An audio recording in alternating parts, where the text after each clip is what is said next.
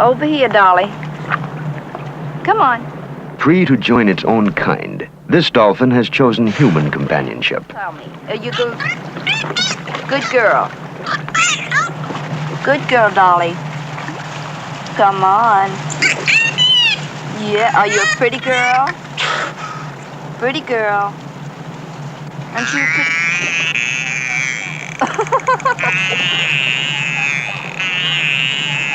Well, I don't know what that was for. Between Gene Asbury of Florida and this dolphin that came to visit and out of affection stayed, there is kinship and communication. Give Mommy a kiss. Oh, beautiful. Juicy but beautiful. You're a good girl.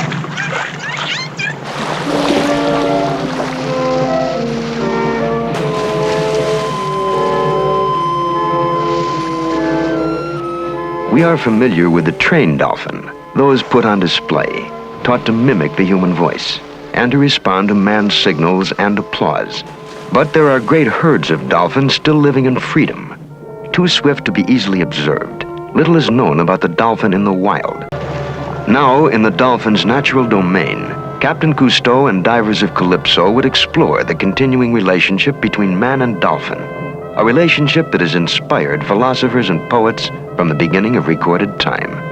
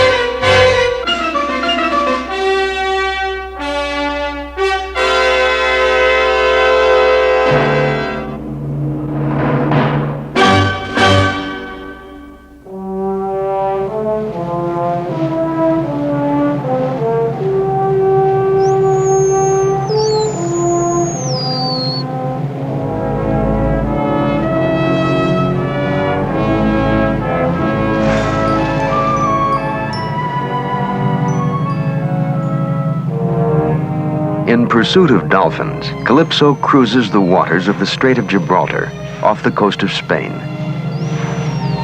Bon, vous tournez là? Ça va. Hein? Bon. Alors Philippe, nous approchons.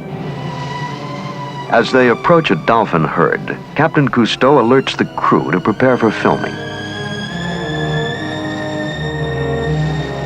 Bon, écoutez, je crois que c'est le moment d'y aller. Bon, allez. Cousteau and diving supervisor Albert Falco also plan to collect a dolphin for study at sea.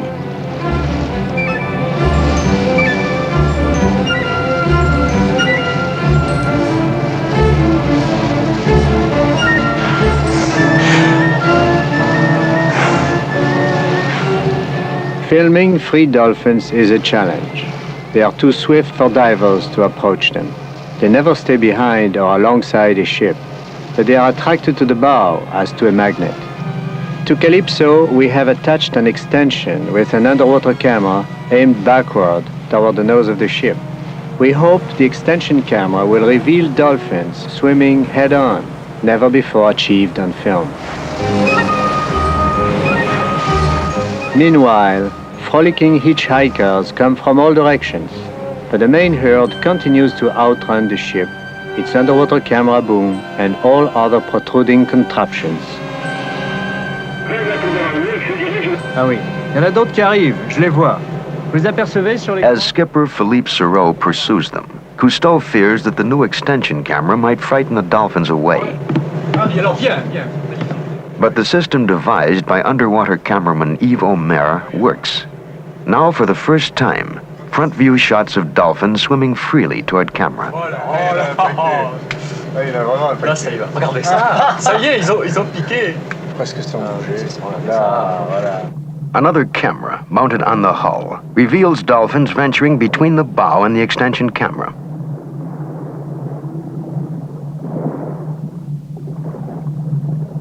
Now we can observe that the wise dolphin never swims straight ahead of the boat, but cautiously leans from side to side, ready to drop off if threatened. From the observation port, the animals are identified as the saddleback dolphin, one of 50 dolphin species belonging to the whale family. The dolphin is the littlest whale.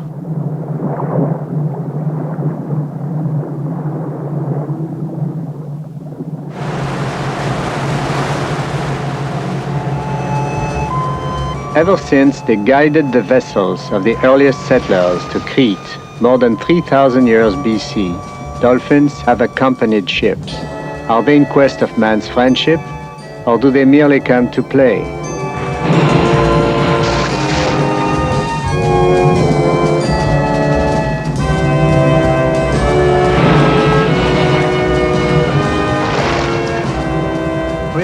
There are now enough dolphins off the bow to attempt the next phase of the operation, isolation of a dolphin from the herd.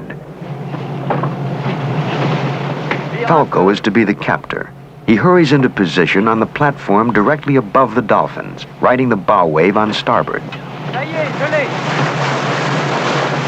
Hola, amène un peu. C'est bon. C'est bon. The plan is to net a dolphin at full speed. Upon contact, the small net will break away from the metal fork that holds it and gently enwrap the dolphin.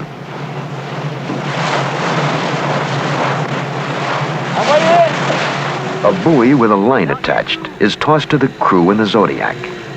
The line is tied to the net so that the crew will be able to haul the animal into the Zodiac, out of the way of the propellers of the oncoming Calypso.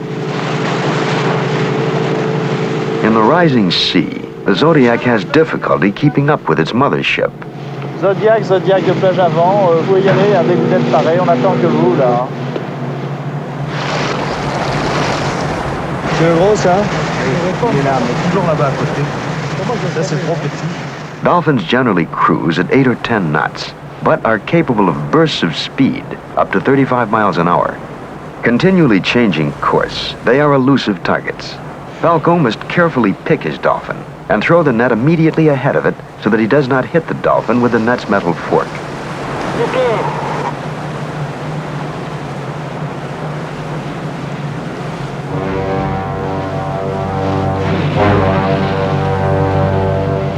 Dessous les traves.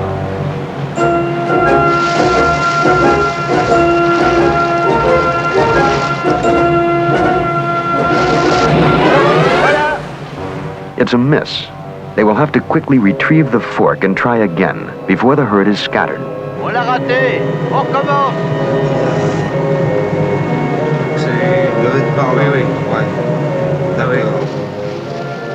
Alarmed, most of the dolphins fly away like arrows through the sea.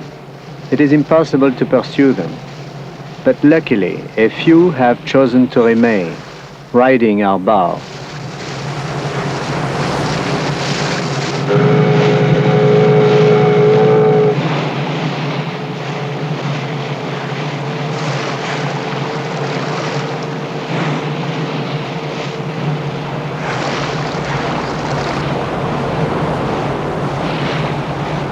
Et voilà. Attention.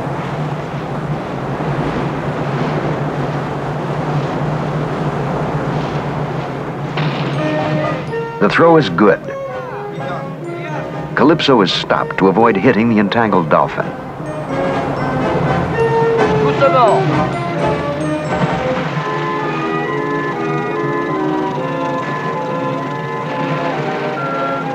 The catch is clean and harmless to the dolphin.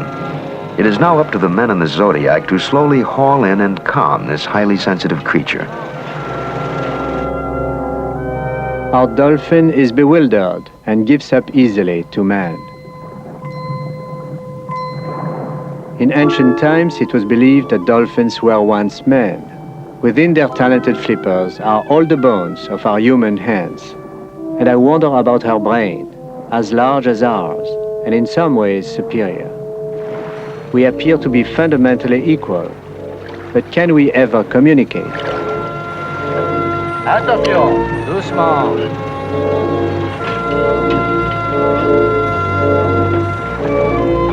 Treated with care, the dolphin will now be delivered beside Calypso, where experiments will take place. Our highly emotive dolphin has been catapulted from the exuberance of play to captivity. Yet she seems inclined to trust in us. A trust we must not betray.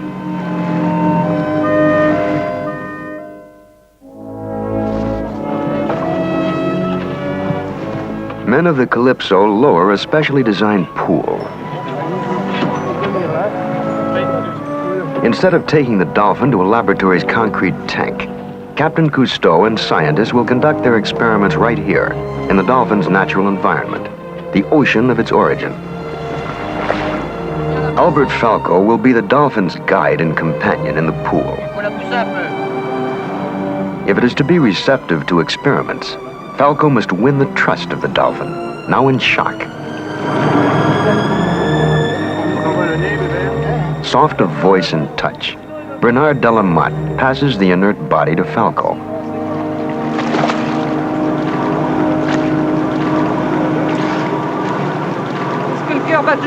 Dolphin authority Dr. René Guy Busnel asks if the heart continues to beat abnormally, twice the normal rate of 70 beats per minute. Falco says it has slowed down somewhat, as has the animal's breathing.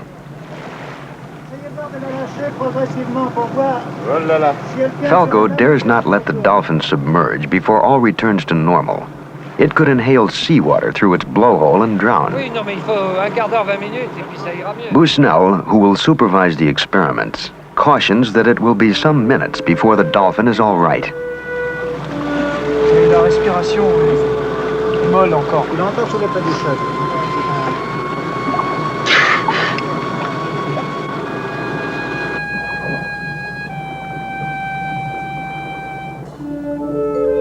The dolphin we have detained is a young female.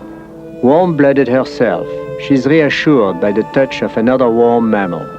Her satin-smooth skin is highly sensitive, and she seems to feel encouraged by her gentle escort.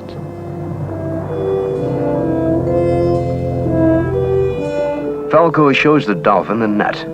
Bright and quick to learn, depending on both sight and sound, she surveys her environment as television cameras are installed to film dolphin echolocation. The dolphin does not attempt to jump the pool's barriers, perhaps fearing injury to her delicate skin.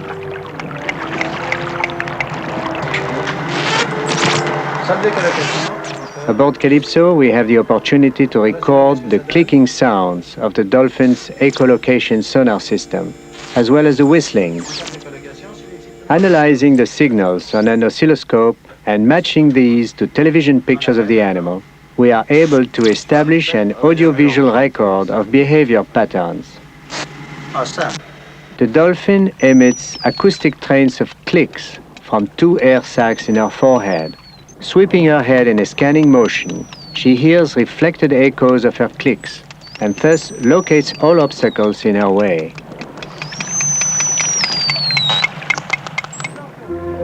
On the second day, the dolphin's triangular pool is rigged with radar and with 3 hydrophones connected to antennas at each corner. The calls of the dolphin will be analyzed on a multi-channel tape recorder. As signals and behavior patterns simultaneously recur, man may learn how they are correlated.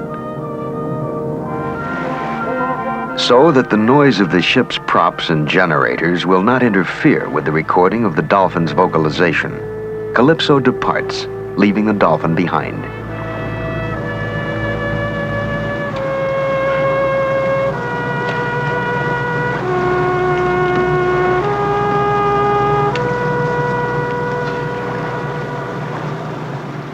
That evening, 4 miles away, Calypso radar and radio are in constant contact with the dolphin.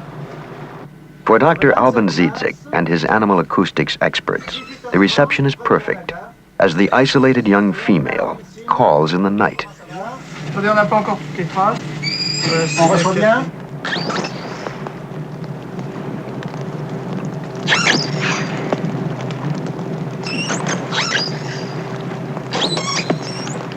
The men are struck by the consistency of the dolphin's vocalization.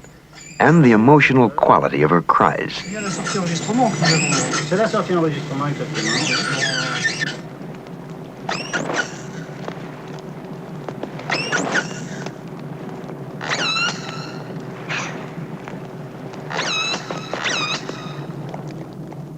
The cries intensify.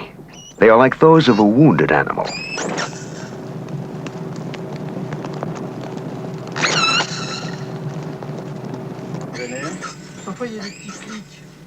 The communication whistles fall partly in the range of human hearing, but she does not call to man.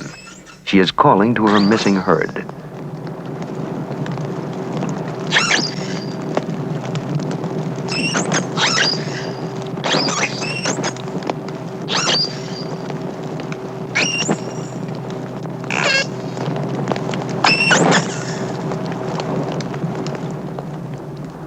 Our unhappy dolphin provides us with a great variety of recordings of her voice.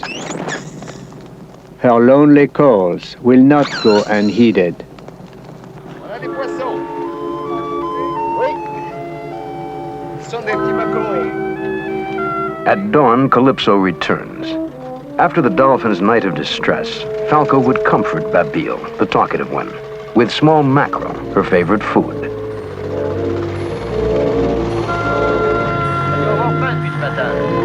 Oui. Très bien, ma petite. À la cloche.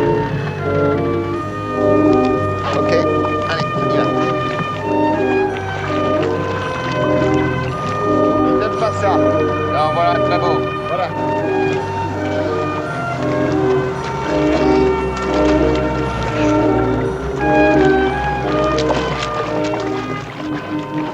Simulating fish on the surface, Falco slaps the water to attract her, then tosses a mackerel. But she will not eat.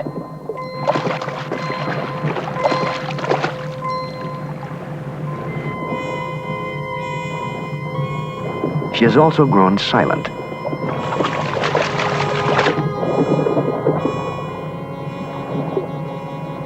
Although Falco continues his overtures, she repeatedly refuses food.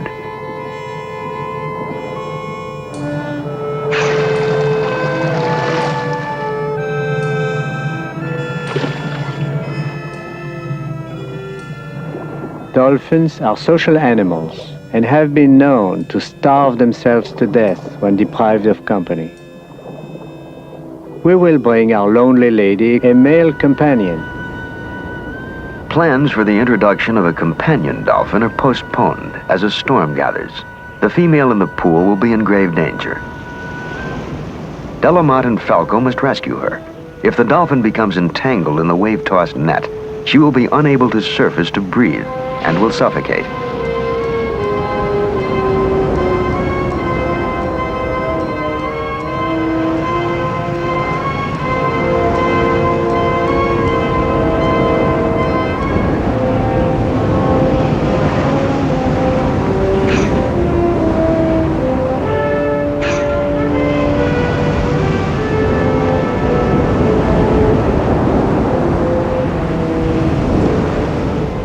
She is under stress and weakened from lack of food. They dare not turn her loose. With gentle urgency, her trembling body is passed to Falco and Jeunesse. She is in a state of shock.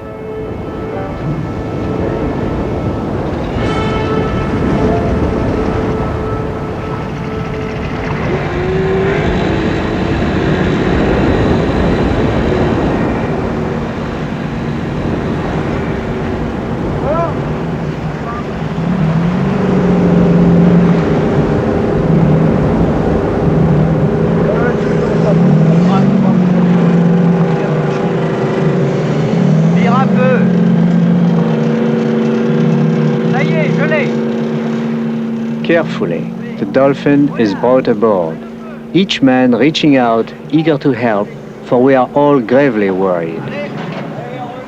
She will be cared for in the protection of the holding tank. Her labored breathing tells us she's a very sick dolphin. Unlike man, who breathes automatically, almost involuntarily, Hers is voluntary breathing. If she is allowed to slip into unconsciousness, she might stop breathing and die.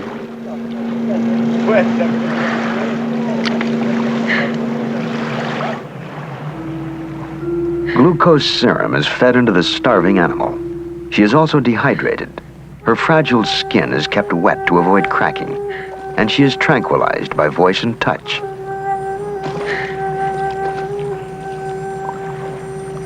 Ne t'en fais pas. All through the night, the men of Calypso keep watch.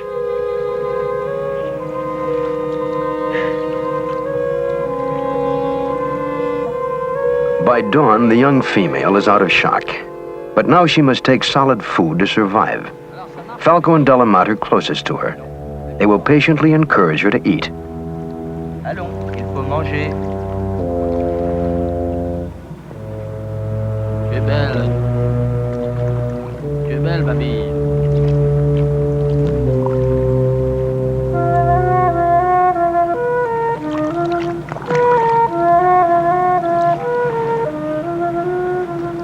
Allez, on va encore essayer. C'est très bien. While we gently force-feed our dolphin, in another part of the world, frustrated whalers are preparing to slaughter dolphins to provide canned food for pets. Elle l'a avalé. Voilà. Baby, lonely, dying dolphin, we have a boyfriend for you. You must eat. Voilà, c'est bien. Bravo. Bravo.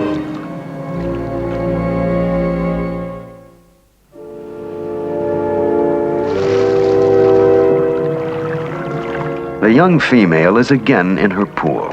Her powerful horizontal fluke pushes her to the surface to breathe normally every 20 seconds.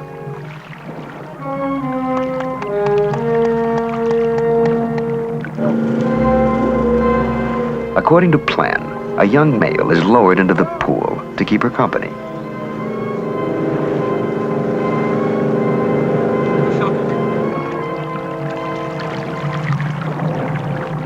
Falco attempts to orient the newcomer.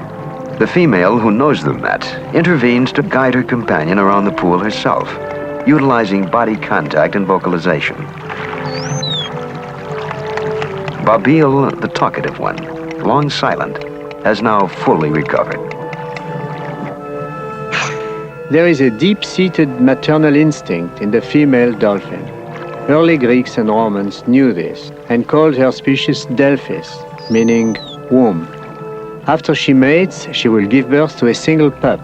She will push her newborn to the surface to breathe. This may be why dolphins have been reported since antiquity to push drowning children and sailors to the life-saving surface.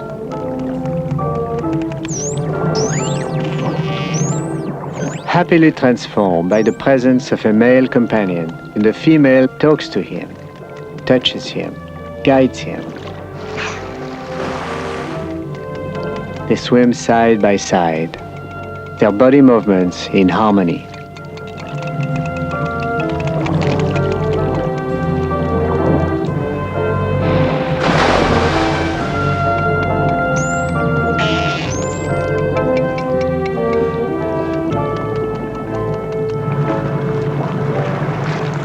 It's feeding time, but there is some uncertainty as to whether the dolphins will eat in the pool.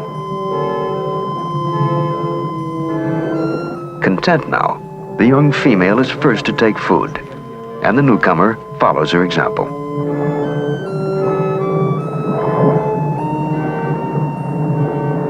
Falco pets Babil and prays. She has been a good teacher. She has prepared the way for observation of two animals in the sea. Cousteau informs Busnel that the television cameras have been turned on, the hydrophone too.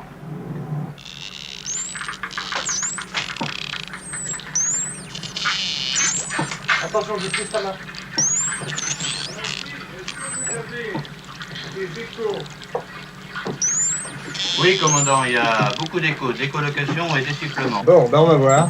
Alors, you see our two animals swimming quietly in their prison.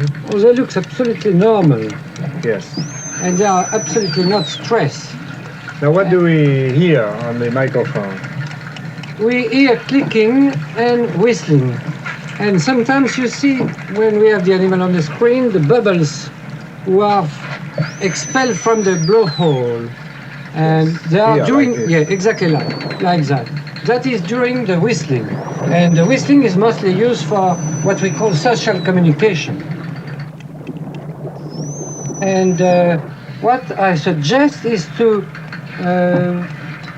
blindfold the animal with suction cup and to see if the second animal helped the first one. So you want to put a mask on one of our dolphins? Absolutely. Soft plastic eye cups are placed on the young male. The divers are careful not to cover the life-sustaining blowhole. So the animal is now blind. And you can hear the clicking used for the echolocation. And it's like the sonar system. Now look at Bernard. Bernard is hardly holding him and he's probably going to release him.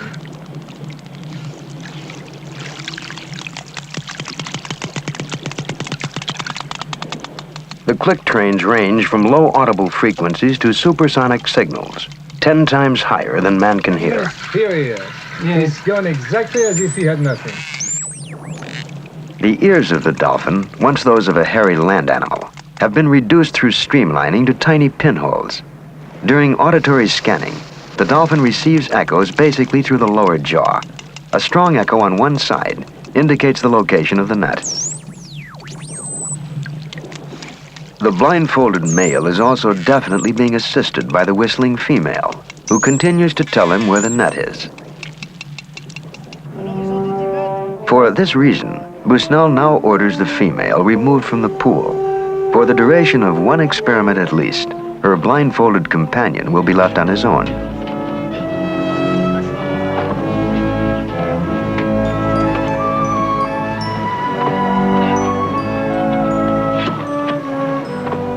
For an unusual test of dolphin sonar, spaced steel rods are lowered. The net with which the blindfolded dolphin is now familiar is cut and dropped to the bottom of the pool.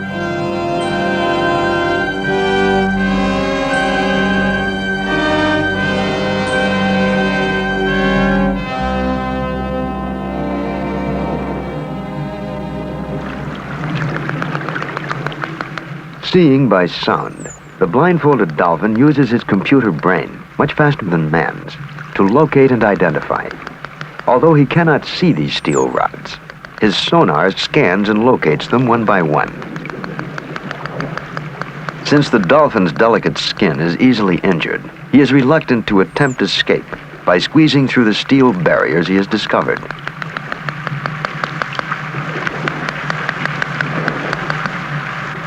The dolphin continues to search with sound for a wider opening, but can't find one.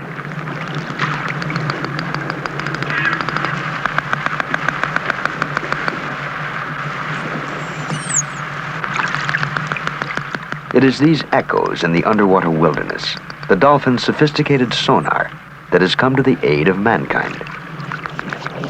Thanks to dolphin research, in Birmingham, England, a blind man sees with his ears. He walks with confidence as ultrasonic spectacles radiate energy and echoes come back to both ears in two-channel sonar.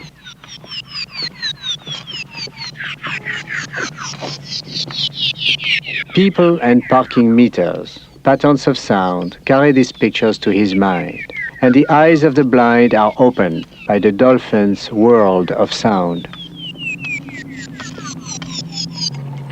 Aboard Calypso, tapes of dolphin sounds are analyzed.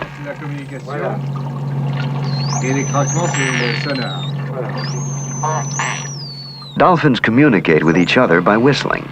But are they capable of language, expressing abstract ideas through words or sounds? And will they ever talk to man? The dolphin has no vocal cords, so rather than train dolphins to mimic human words, it is suggested that the dolphin be taught a whistle language, a language more natural to the animal, like that used by the people studied and taped by Busnel in the Canary Islands.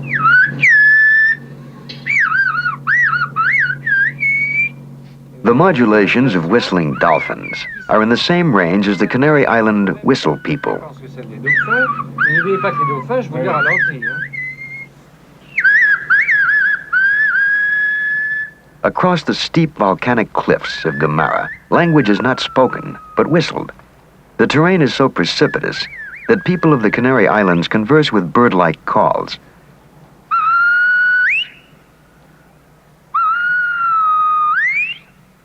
Whereas a shout would be lost on the wind, whistlers talk to each other from a distance up to 6 miles.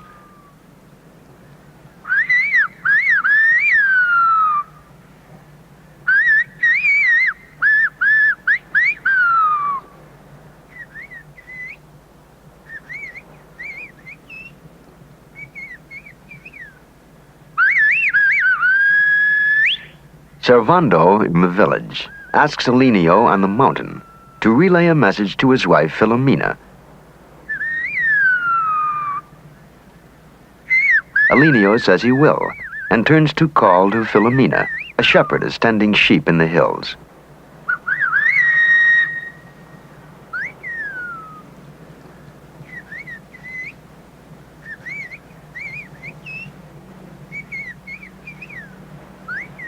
Alinio continues to call.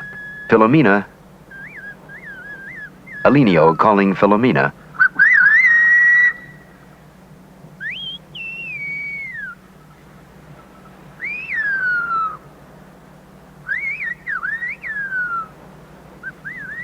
Alinio conveys the message.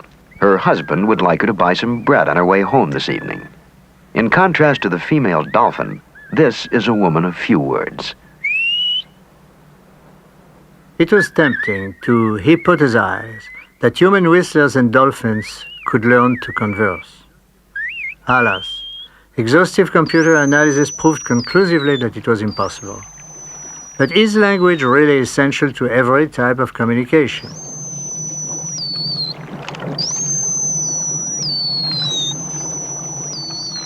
Our young male and female are about to be returned at their herd. Even without a common language, man and dolphin have associated since the early ages. Now in Africa, Calypso cameraman and crew will investigate living evidence of the dolphin's fabled cooperation with man.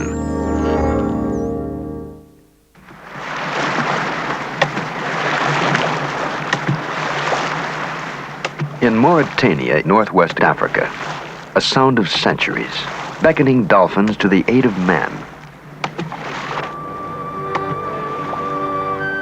From time immemorial, the fishermen of the Amragan tribe have been dependent upon dolphins to push migrating mullet into their nets. But this season, the fish are still far from shore, and the dolphins have not yet answered the call. Led by a marabou, a religious chief, the fishermen pray for the dolphins to come.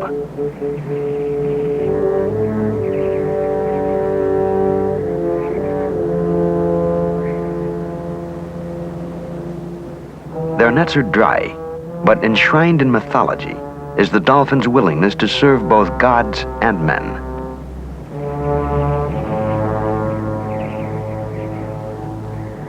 The last dried mullet of a previous catch, dwindling food supply of families dependent solely upon the sea for subsistence. A fisherman walks in the shadow of starvation. Over this land, another shadow was until recently cast by man, that of slavery. Today, still, fishermen pay tribute to desert warriors, 1 fish for every 10 taken from the unpredictable sea. Now from the sea, not dolphin, but men of Calypso unexpectedly come to the fishermen's shores. About the year 70 AD, Pliny the Elder tells us how dolphins catch fish in partnership with human fishermen. Here, where the desert land meets the bountiful sea, we come to film what is left of that venerable report. As we seek the past, our hosts are suddenly confronted with the present.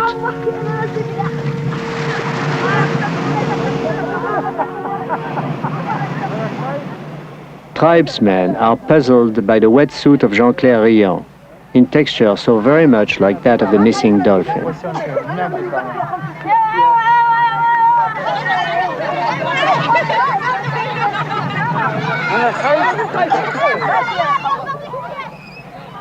In a mixed reception to Riant, some women and children display fear. Others indicate bewilderment.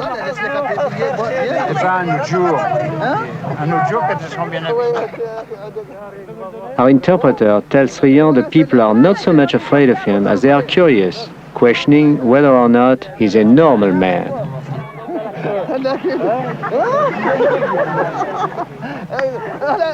No Imragen has ever been a blonde man, and Riant has a fair beard and a black body. Is Riant a real man or some kind of dolphin man?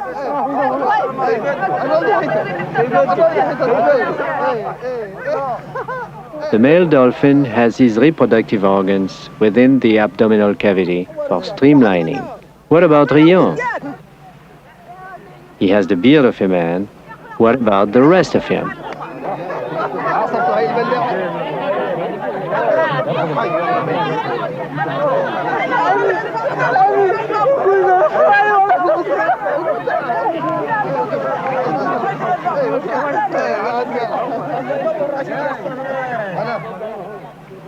Riant is now obliged to strip off his wetsuit to prove his case.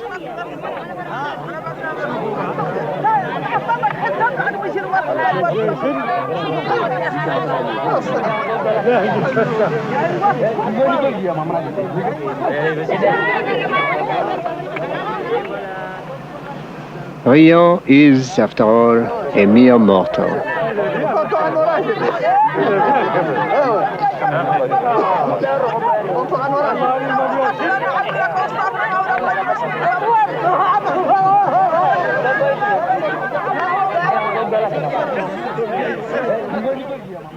The merriment is cut short, as some take exception to the crew's presence.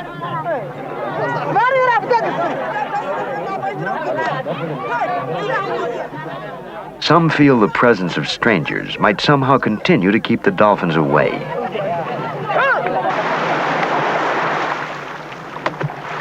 They keep trying to lure the dolphin by simulating the sound of leaping mullet close to shore.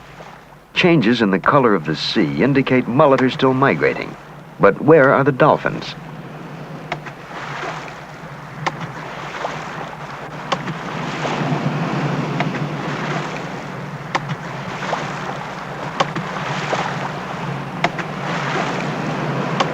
At last, far at sea, a fin. But it's not a dolphin. They're killer whales. The Calypso team sets out to drive off the dolphin's prime predator.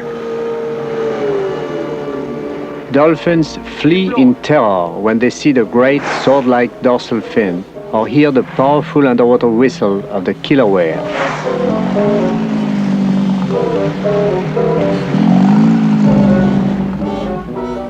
We understand now why dolphins have not appeared. We know that before they can possibly show, this pack of their dangerous cousins must be turned away.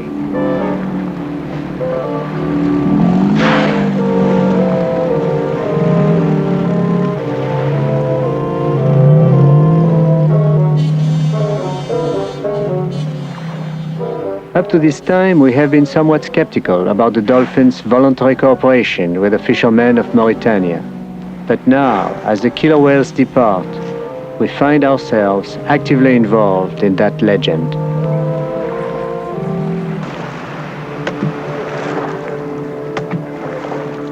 As the fishermen wait, they play desert chess on the sand with sticks and dried goat pellets. And wait.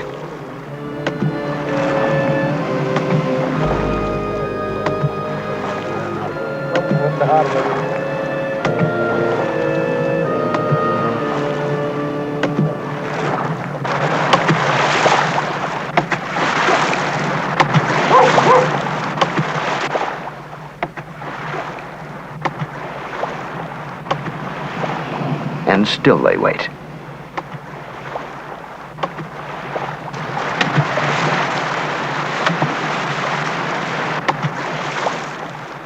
we too take turns calling the dolphins. In the words of Plutarch, the dolphin has no need of any man, yet is the friend of all men. To the dolphin alone has nature bestowed the gift of disinterested friendship.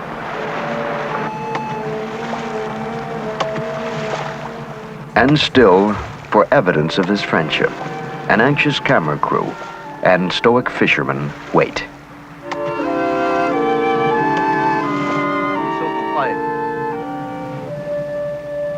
Suddenly, a dramatic color change out at sea. Dolphins at last, driving mullet before them. And on the wind is the sound of dolphins.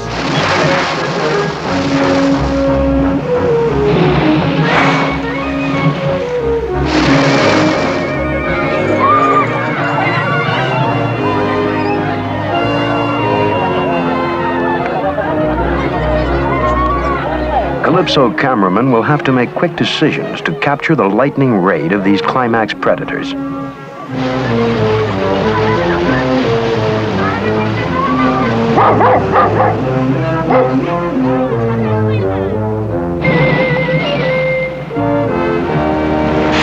A dolphin turns a mullet around in its mouth, swallows it head first and whole. It is a mass migration upshore where the water boils with mullet.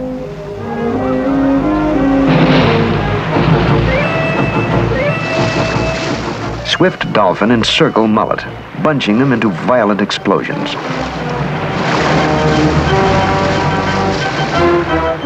Busnel is amazed at their size and how close to shore they fish.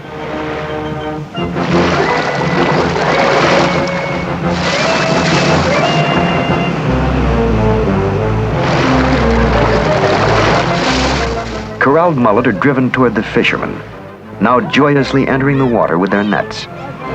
Boys join their fathers in the excitement, learning an ancient but relevant trade.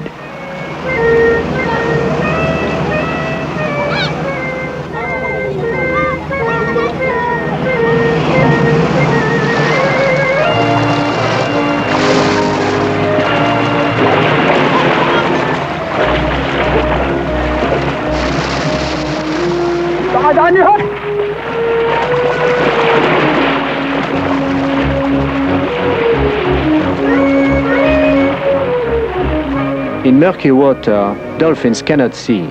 Sending signals, receiving echoes, the dolphin instantly computerizes speed and location of the fleeing fish.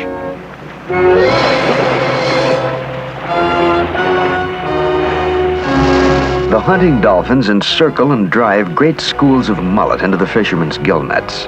Stretching their individual nets together, the men create a collective seine to entrap their frantic prey.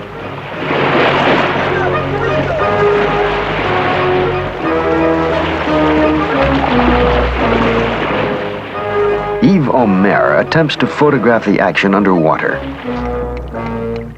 The water is murky, but he can hear the dolphin's sonar clicks as they pursue the fish in eruptive flight.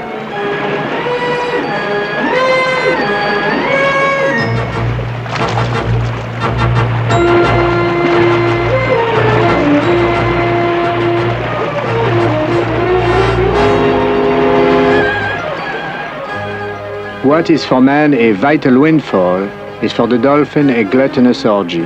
As for the yellow mullet, trapped by these formidable allies, it is a pathetic ordeal. Yet their species is not in jeopardy, for 90% of them get away.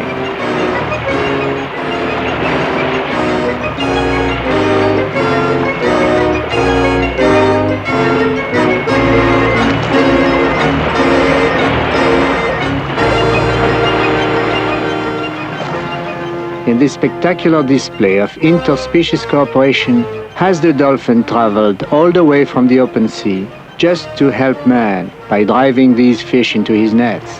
Or is the dolphin actually using man and his nets in order to gather a gargantuan feast for himself?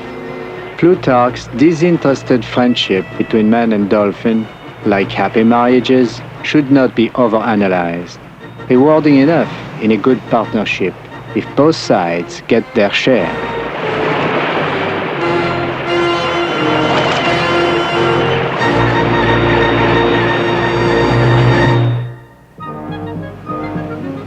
Off the shores of Mauritania, tons of mullet are taken during the seasonal migration.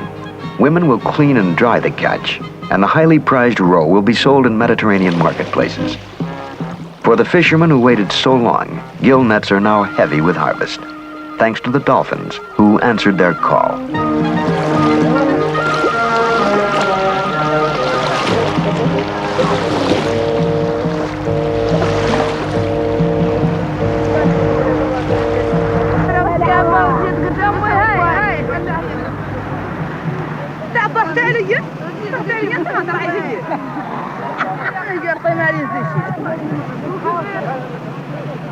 The Calypso crew has filmed a legend and found special empathy with those who live it.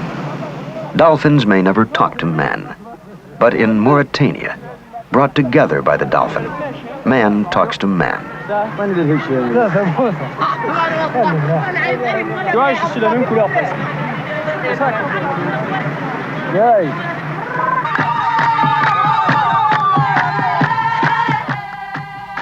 That night, the Imraguens celebrate abundance brought by the dolphins.